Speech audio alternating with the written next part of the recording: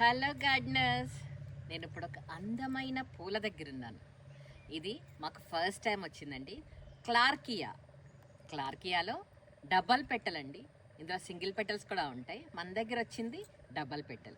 ఇందులోనే dark violet, dark pink ఇలా 4 colours వచ్చాయి. ఈ క్లార్కియాలో 40 వెరైటీస్ ఉన్నాయంట కదా. అబ్బా, సూపర్ కదా. మనవేమో డబల్ పెట్టలండి.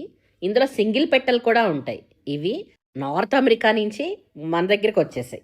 ఇవి పెద్ద హైట్ కూడా కావండి. మన దగ్గర కూడా చూడండి ఎంత చిన్నగా ఉన్నాయో.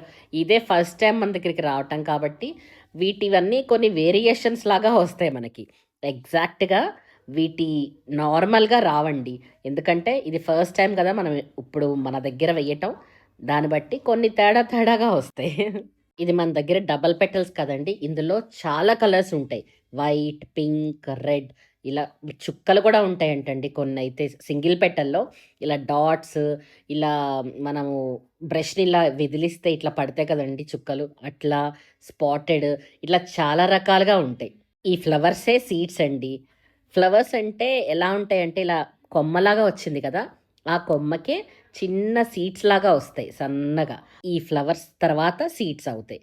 కానీ అన్ని ఫ్లవర్స్ సీడ్ పాట్స్ అవ్వవండి. ఈ క్లార్కియా ఫ్లవర్స్ బొకేస్లో వాడతారంట.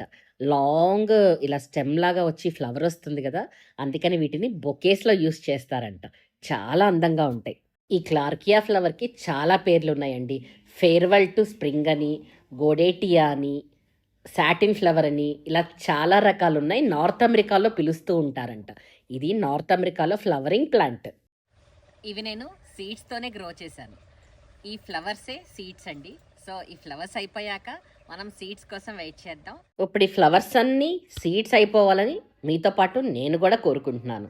ఎందుకంటే సీడ్స్ మనకి చాలా ఇంపార్టెంట్ కదా. అందున కొత్త ఫ్లవర్, మరి సీడ్స్ కోసం వెయిట్ చేద్దాం.